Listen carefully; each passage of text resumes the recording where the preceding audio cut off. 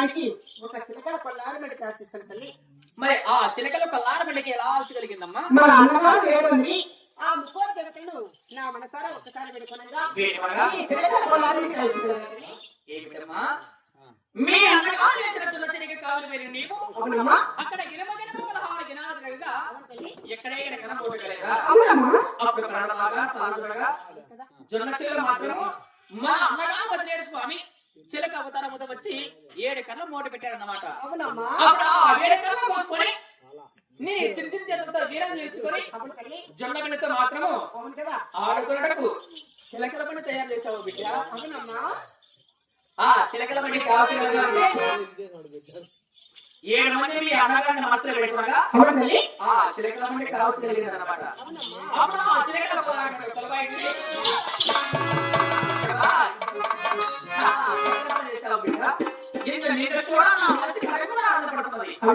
ఈ సమయంలో నీకు ఏ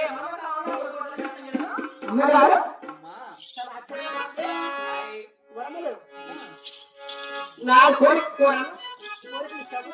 నేను వరలు కొనేస్తావా? అయ్యో నీకు ఏ వరము కావాలో బిడ్డ వస్తుంది కదను. అవునమ్మా. రామ రామ రామ రామ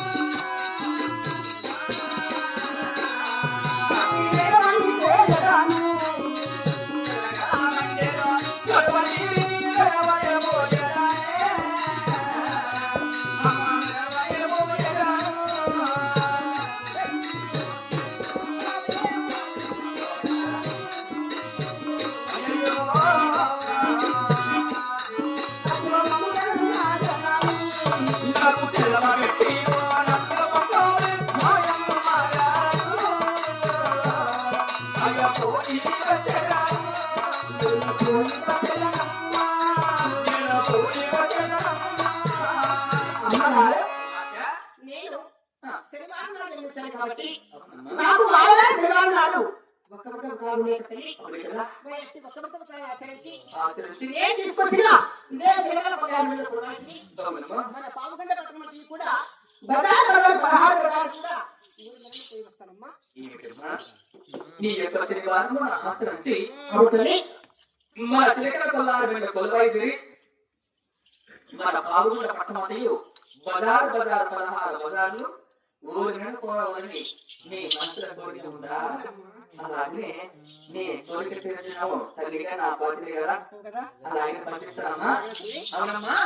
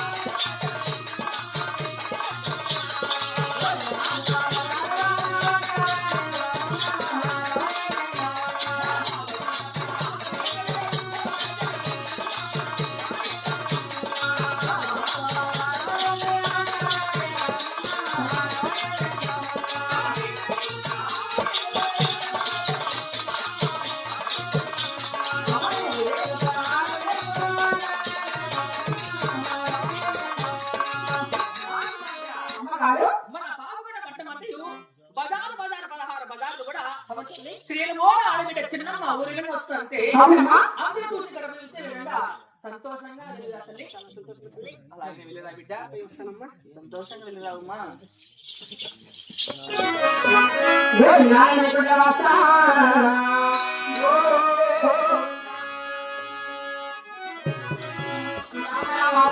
రామ రామ రామ రామ